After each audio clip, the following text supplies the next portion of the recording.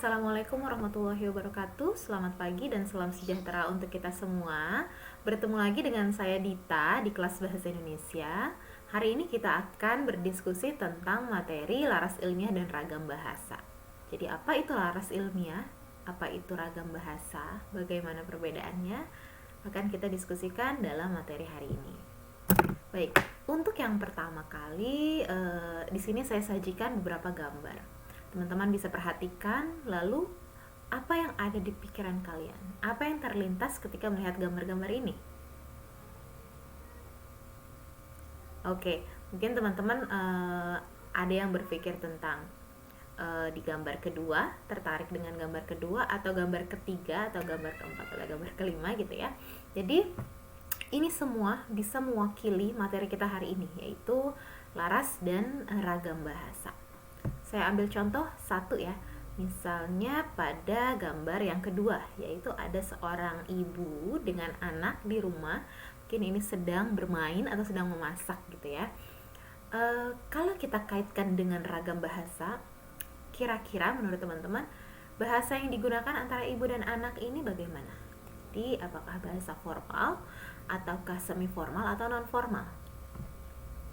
Oke, pasti berdasarkan gambar tersebut, situasi tersebut, ibu dan anak ini akan menggunakan bahasa sehari-hari ya, atau bahasa non formal.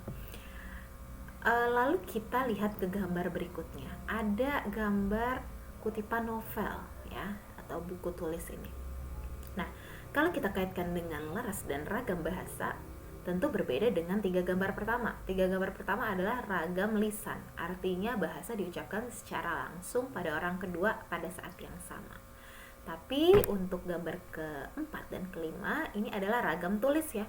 Jadi untuk orang kedua itu tidak harus langsung ada pada saat yang bersamaan, tapi mungkin bisa 10 tahun lagi atau 20 tahun lagi baru membaca buku itu. Nah, ini juga masuk dalam ragam tulisan, dan itulah yang membedakan ragam lisan dan ragam tulis. Baik, jadi ini sekilas tentang ragam dan laras bahasa. Kita akan masuk ke materi ya, ke definisi. Jadi apa itu laras bahasa ya? Jadi laras bahasa adalah kesesuaian antara bahasa dan fungsi pemakainya. Jadi di sini ada kata-kata fungsi, itu yang merupakan kata kunci dari laras bahasa. Jadi kesesuaian antara bahasa yang digunakan dan fungsi. Untuk apa bahasa itu digunakan, ya?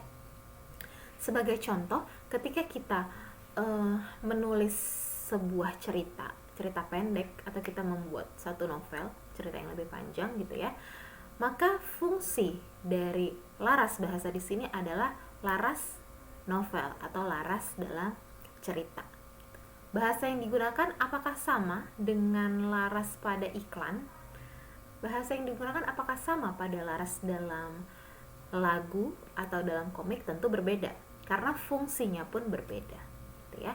Jadi kita akan menggunakan narasi, kita akan menciptakan tokoh, kita akan mengikuti alur yang baik dari awal sampai akhir pada laras novel tadi.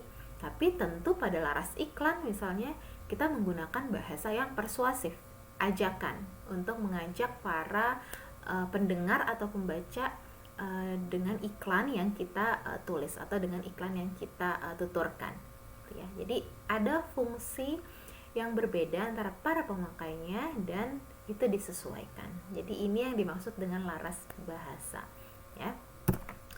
Lalu itu laras bahasa tadi yang sebelumnya saya jelaskan adalah laras non ilmiah ya. Jadi laras itu ada yang ilmiah dan non ilmiah. Non ilmiah yang tadi bisa laras dalam lagu, dalam iklan, lalu dalam cerita, dalam novel.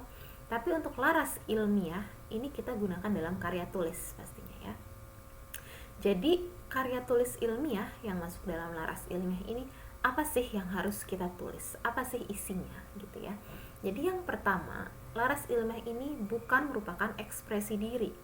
Apa yang dimaksud ekspresi diri? Jadi ini bukan merupakan imajinasi kita, bukan merupakan kehendak atau kepentingan kita pribadi, atau bukan untuk menunjukkan siapa kita. Karena laras ilmiah kita merangkaikan fakta, pemikiran, gagasan, dan peristiwa yang betul-betul ada, gitu ya. Jadi berbeda ketika kita menulis karya ilmiah dan kita menulis novel. Ketika kita menulis cerita dalam novel, kita menciptakan tokoh, kita menciptakan jalan cerita atau alur sesuai dengan kehendak kita sebagai pengarang, dan kita ingin menciptakan cerita yang berakhir bahagia atau berakhir sedih. Itu tergantung pada kita sebagai pengarang ketika kita menulis novel dalam laras non ilmiah. Tapi ketika kita menulis laras ilmiah pada karya tulis, tentu ekspresi diri yang tadi jangan sampai kita masukkan ya. Jadi kaitannya dengan fakta, pemikiran, gagasan, dan peristiwa. Lalu di sini saya ambil juga poin tentang pengarang tidak sama dengan penulis ya. Jadi kalau dalam laras ilmiah kita akan menyebut orang yang membuat itu sebagai penulis karena dia mengumpulkan tulisan menjadi satu tulisan baru dari berbagai sumber yang sesuai dengan fakta, hasil rangkaian peristiwa dan pemikiran. Akan tetapi untuk pengarang, dari kata dasar karang atau bentuk nominanya karangan, itu adalah hasil dari ekspresi diri, hasil dari imajinasi yang kita karang, yang kita reka, yang kita buat gitu ya. Dan pengarang ini bisa kita sebut untuk para penulis novel, penulis lagu, penulis komik, dan lain-lain. Jadi itu yang membedakan pengarang dan penulis. Baik, kita bisa lihat di layar ya, ada satu lingkaran di tengah tertulis karya tulis ilmiah. Lalu apa saja yang mempengaruhi, apa saja yang membentuk karya tulis ilmiah ini? Di sini bisa kita lihat ada fakta, ada pemikiran dan gagasan, lalu ada peristiwa dan ada pendapat. Kesatuan ini akan membentuk sebuah karya tulis ilmiah ya. Oke. Lalu ketika kita menulis karya ilmiah, syarat-syaratnya apa saja sih? Apa yang harus kita penuhi dalam karya tulis ilmiah gitu ya? Yang pertama, kita harus menyajikan fakta secara objektif. Ini sudah pasti. Kita tidak bisa menuangkan gagasan pribadi kita atau kehendak pribadi kita pada tulisan ilmiah, karena itu berarti subjektif, kita memasukkan kepentingan pribadi. Sajikan saja fakta secara objektif, yaitu secara tepat, jujur, apa adanya, dan jangan sampai bersifat terkaan, karena ini kaitannya dengan penelitian ilmiah ya. Setelah itu dalam karya tulis ilmiah kita harus susun secara sistematis. Artinya karya ilmiah ini memiliki konvensi, memiliki aturan-aturan tertentu dalam penulisannya. Misalnya ada bagian pendahuluan di bab 1. Lalu bagian pendahuluan itu ada apa saja? Misalnya ada latar belakang, rumusan masalah, dan lain-lain. Lalu ada bagian isi dan bagian kesimpulan gitu ya, atau penutup. Lalu dalam karya tulis ilmiah ini menyajikan rangkaian sebab akibat ya. Jadi sebabnya apa, akibatnya apa, itu harus terkait dalam karya tulis ilmiah. Lalu bersifat ekspositoris, artinya kita harus menulis karya ilmiah itu berupa informasi ya. Jadi berupa informasi, penjelasan, karena itu disebut bersifat ekspositoris. Kita memberikan informasi kepada pembaca.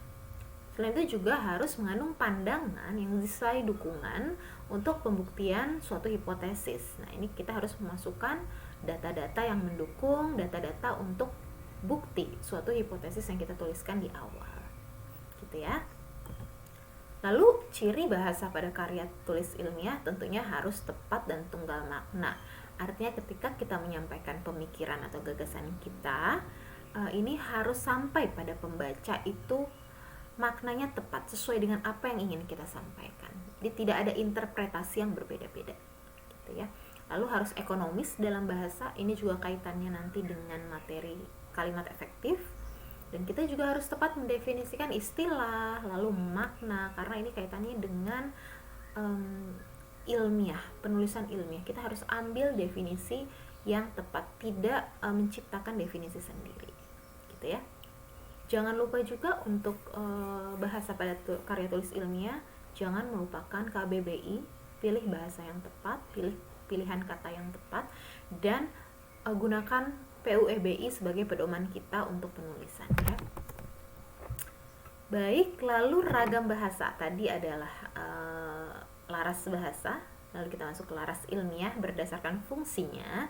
Sekarang kita akan masuk ke ragam bahasa. Jadi kalau ragam bahasa ini adalah variasi ya, variasi bahasa, jenis-jenis bahasa yang terjadi karena pemakaian bahasa ya. Kalau dari media pengantarnya bisa kita lihat ragam bahasa itu ada ragam lisan dan ragam tulis. Ini perbedaannya. Jadi kalau ragam lisan itu kita memerlukan orang kedua ya. Jadi harus ada orang di depan kita, artinya dalam waktu yang sama, dalam tempat yang sama gitu ya. Lalu kita berkomunikasi. Sedangkan ragam tulis tidak mengharuskan orang kedua hadir secara langsung.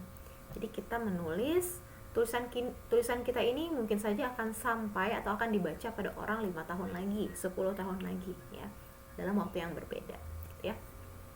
Lalu dalam ragam lisan itu gramatikalnya memang fleksibel ya, karena secara lisan gitu ya. Tapi asal tetap dapat dipahami oleh orang kedua atau orang yang kita ajak bicara ya.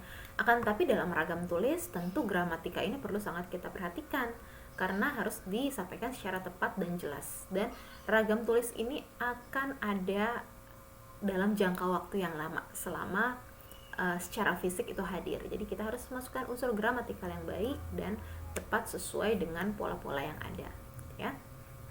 Lalu dalam ragam lisan itu terikat pada kondisi, situasi, ruang, dan waktu. Sedangkan dalam ragam tulis itu bebas, kapan saja bisa kita akses ya. Lalu dalam ragam lisan ini ada intonasi. Jadi kita bisa tambahkan penekanan-penekanan pada hal-hal yang penting. Misalnya seperti saya presentasi pada kali ini, untuk hal-hal yang penting akan saya beri penekanan gitu ya. Akan tapi dalam ragam tulisan ketika kalian membaca modul misalnya, itu tidak akan ada intonasi dan tidak akan terdengar, tapi dapat digantikan dengan tanda baca atau puntuasi ya.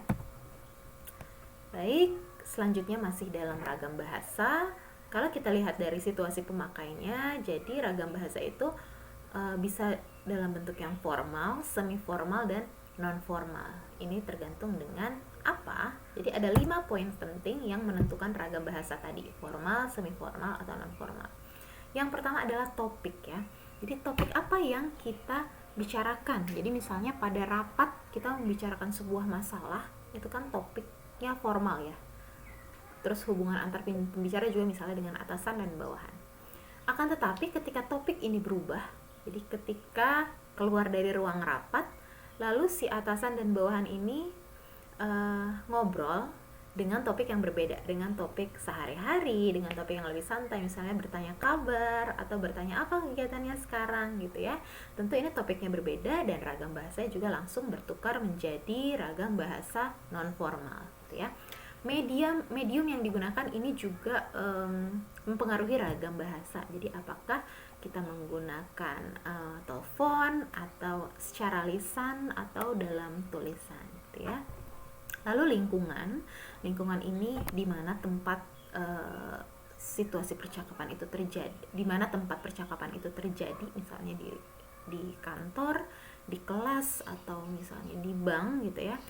Dan yang terakhir adalah situasi saat pembicaraan terjadi. Jadi situasi ini juga sangat menentukan ragam bahasa. Ketika tadi misalnya contoh dalam rapat, berarti kan situasinya formal, semuanya menggunakan bahasa Indonesia yang baik dan benar.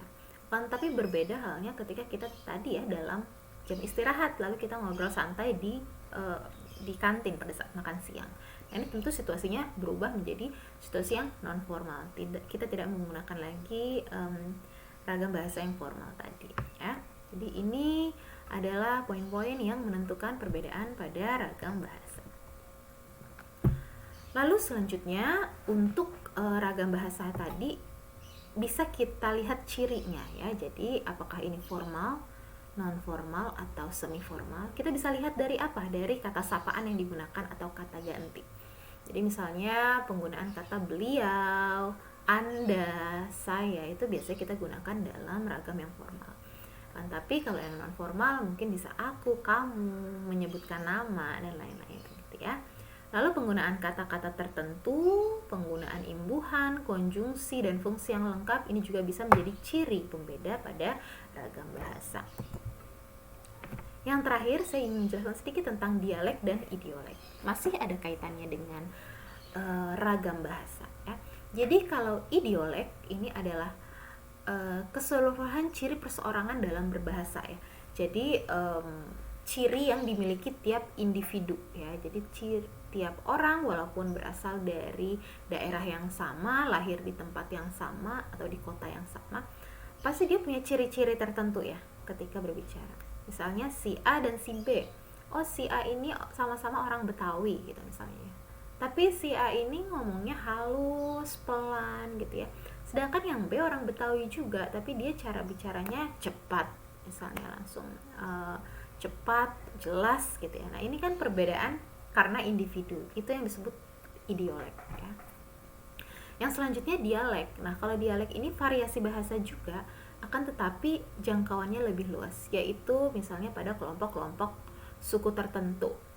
Misalnya pada kelompok suku Betawi, tentu ada penekanan di akhir, misalnya kata-kata iya, misalnya jadi iya gitu ya, kalau dalam bahasa Betawi.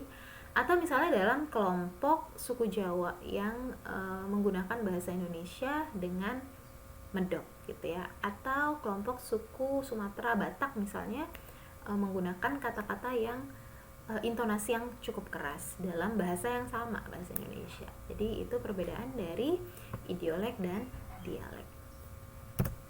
Baik, ini referensi yang saya gunakan untuk materi kali ini dari modul Bahasa Indonesia Sebuah Pengantar Penulisan yang diterbitkan oleh Universitas Indonesia, ditulis oleh Ibu Felicia, dan yang kedua oleh Bapak Rashid dengan judul Implementasi Bahasa Akademik ya.